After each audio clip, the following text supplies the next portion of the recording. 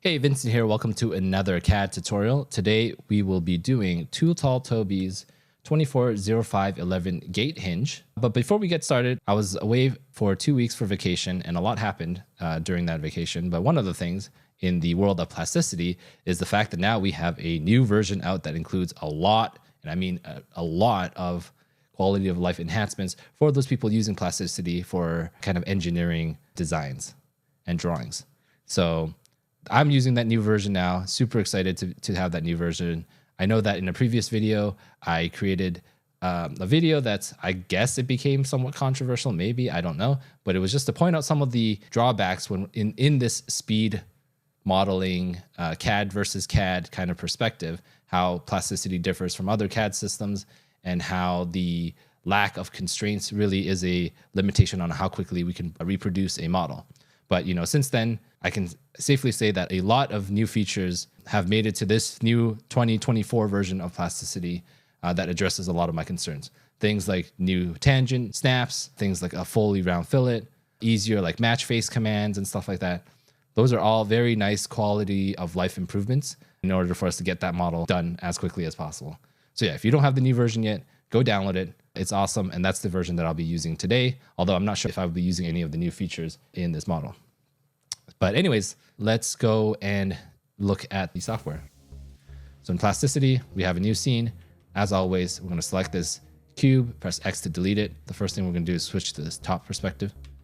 So from the top perspective, we're going to use the origin to define the front of this model. So these circles over here. So let's start it with the most outer circle. And in order to define that, we are given a radius of 33, which means we know that the diameter of the circle is 66. So 33 multiplied by 2. So using the center circle tool, we're going to click on the origin, drag outwards, press tab, enter in 66, press enter to confirm. Now we're going to zoom in by pressing in / to get this to fill up our whole perspective. We now define that inner circle. So again, using the center circle tool, click on the origin, drag outward, press tab. And here we're given there is a 25 through hole. So we're just entering 25, enter to confirm. Once again, center circle tool. We're going to do that outer circle now. And we're given that the diameter is 44. So press tab, enter in 44, enter to confirm. And now we're going to do one more circle. And this circle is what we're going to be using to build that slot shape that's to the left of this front piece. And that slot shape, we can see that on the drawing, there is a distance of 38. That also happens to be the diameter. So that's what we're going to use when we draw this last circle. So again, center circle tool, click on the origin, drag outwards, press tab, enter in 38. Now, with this 38 millimeter diameter circle selected, I'm going to press G to enter the move tool, X to lock into the X axis. And here we're saying from center to center, so from our origin to the center of that curve for that slot shape is 90 millimeters to the left. So here I'm just going to enter in lock into the x-axis and enter in -90, and that puts that circle in place. Now I'm going to draw these edges that connect onto this outer circle over here. In the drawing, this says that they're 45 degrees from the opposing side, which means that if we're just relative to the x-axis, we're going to need to divide that 45 degree by 2. So here I'm just going to draw a line, press tab, enter in 45. I'm going to divide that by 2 and then enter to confirm. Then now we need to make sure that this end of this line is tangent to this outer circle. So I'm going to press G to activate the move tool, F for freestyle, select that end of that line, hover over the circle until we get that tangent tooltip, left click and right click to confirm. Next, we're going to define a line that represents the back of the model over here. And in the drawing, we're given that there is a 155 millimeter offset from the center of the circle. So that's where we're going to define the line. And again, this model is symmetric across the x-axis. So I'm just going to draw everything on the top half, and then we'll mirror it to the bottom half. So using the line tool over here, select the origin, drag upwards, and here we're given a height of 127. Again, we're working in half. So when I press tab, enter in 127, I'm going to make sure to divide that by 2 and then enter to confirm. I'm going to press G to activate the move tool, X to lock into the x-axis, enter in -155, and that puts that line in place. And then now I just need to draw a horizontal line. This horizontal line, I'm going to select at the tip of this line that we just created, drag it horizontally till it intersects with that other line that we drew. You can left click and right click to confirm. So this intersection, this point, this is where we will need to define that 165 radius fillet. So first off, I need to trim away this line that we don't need anymore. So in order to do that, I'm gonna press T to activate the trim tool. We're gonna trim this bit of the line over here, right click to confirm. And then right now, these are two separate lines. So if I switch over to edge selection mode or press 2 for your keyboard shortcut, these two are two different lines. And in order to add that fillet, we need this to be one kind of line or curve. So in edge selection mode, I'm gonna select both of these lines, press J to join them together, and then switch over to the point selection mode or 1 as your keyboard shortcut. I'm gonna select this point over here. I'm gonna press B for fillet, D for distance, and then enter in 165, and then enter twice to confirm. Now, we also need to finish defining the slot shape. So I'm just gonna draw a line, an arbitrary line horizontally, left click, right click, confirm, press G to activate the move tool, F for freestyle, and select the center of this line. And I'm gonna move it onto the circle and making sure until I get that tangent tooltip. So there we go, tangent, left click, right click to confirm. And then I'm gonna activate the trim tool again. I'm gonna trim away these bits that we don't need and right click to confirm. Now this is pretty much it. And like I said, it's symmetrical, so we can select all these curves over here. Press Alt X to activate the mirror tool, press Y to mirror it across the Y axis, and that gives us our main shape. And if we want, we can also trim away this bit of the circle that we don't need. So press the T to activate the trim tool again, trim away that bit of the circle, right click to confirm. And that gives us a good starting point. We can now do some extrusions. I'm gonna switch over to face selection mode or 3 for your keyboard shortcut. I'm gonna select this face over here. And if we look at the side profile, we're given that this height of this extrusion is 20. So I'm gonna press D for distance and enter in 20. Oh, let me try again. So I need to be in face selection mode, select this face, D for distance, enter 20, and then enter twice to confirm. And I'm gonna select this face now. And from the drawing, we're given that it has a height of 25. So press D for distance, enter in 25, enter twice to confirm. Now here, we also need to do this counter bore, which is 10 millimeters from the top. We just extruded this cylinder over here. We know that it has a height of 25, which means that if we select this interface over here and it needs to be 10 millimeters from the top, basically it's just 25 minus 10, which is 15. So I'm gonna select this interface, press D for distance, enter in 15, enter twice to confirm, and that gives us kind of our main shape. So I'm gonna press A to select all of these solids, Q for Boolean, Q for Union, and then right click to confirm. Now I can delete all of these curves. Switching over to the front view.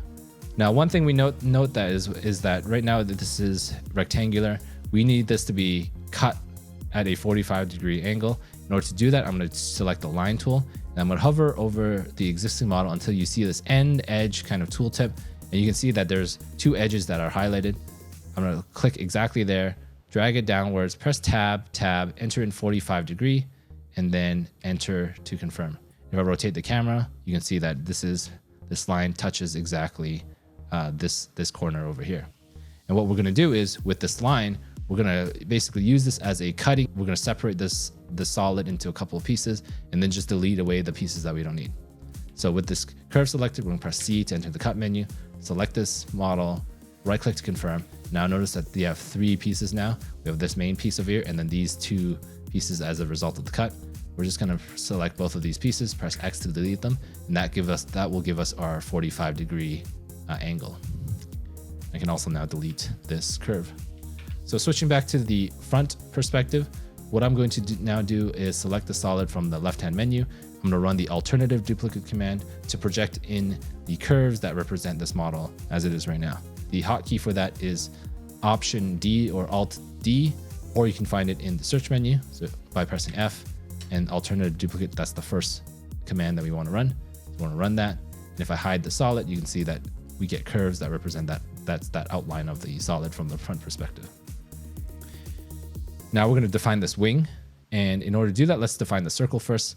And basically we just need to draw a circle that anywhere on this X axis, because we know that in order to get it to the correct height, we offset it upwards by 65 millimeters. So anywhere on the X axis to begin with, I'm just gonna click right here, drag outwards, press tab, enter in, and we need the diameter. We're given a radius of 25, so the diameter must be 50.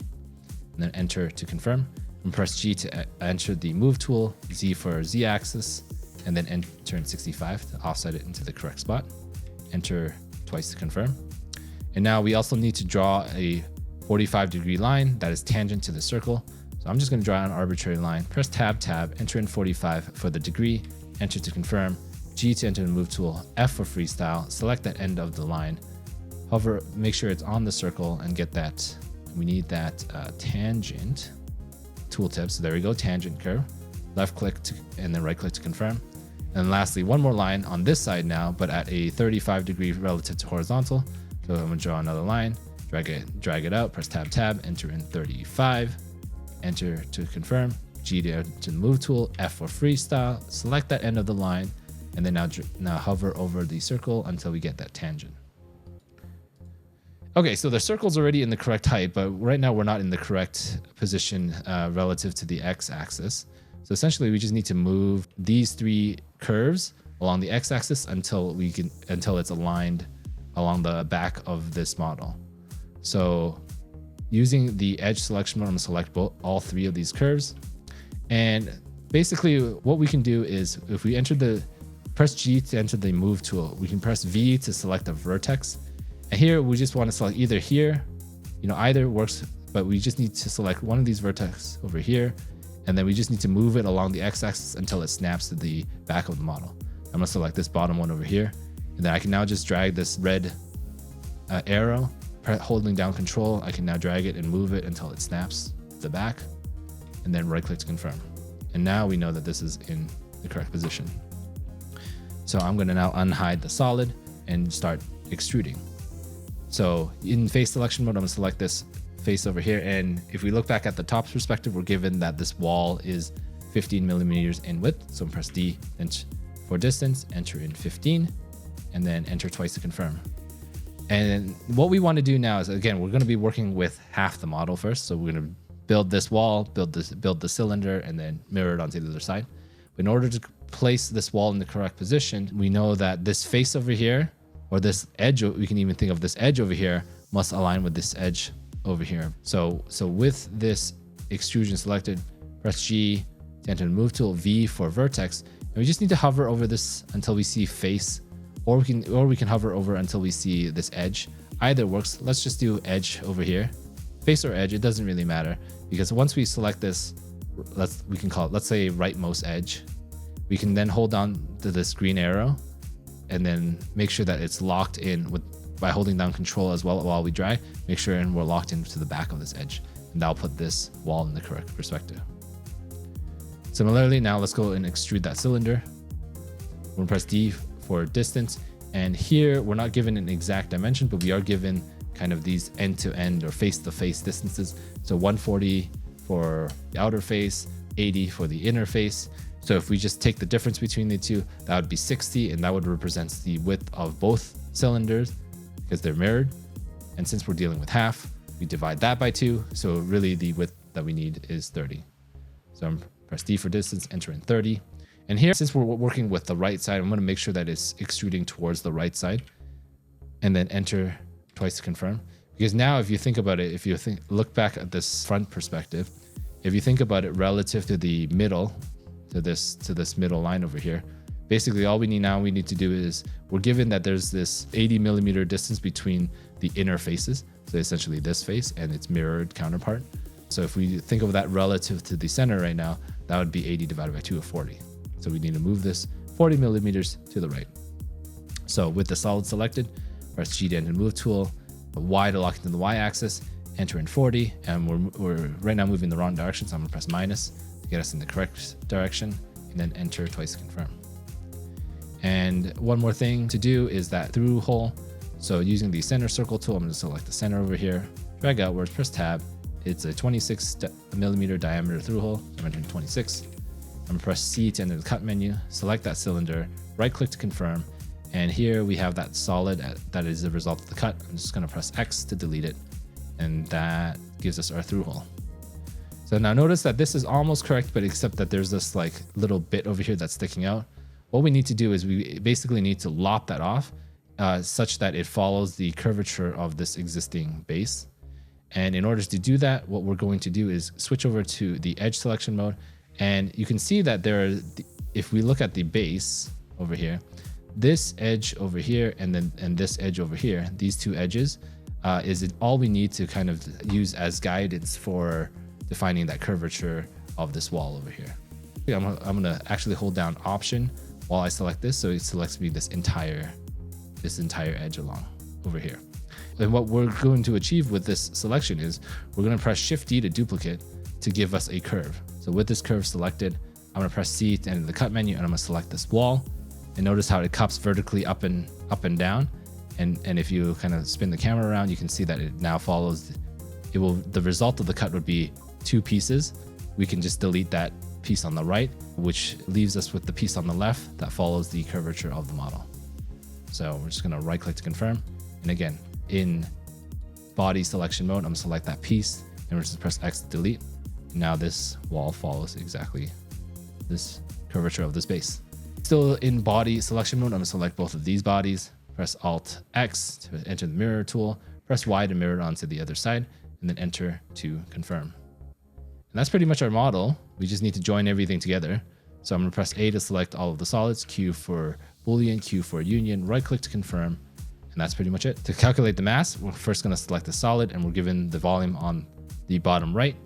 I'm going to open up the calculator and enter this volume. So this volume is 481,547.48 millimeters cubed. And the density from Too Tall Toby is 2,700 kilograms per meters cubed.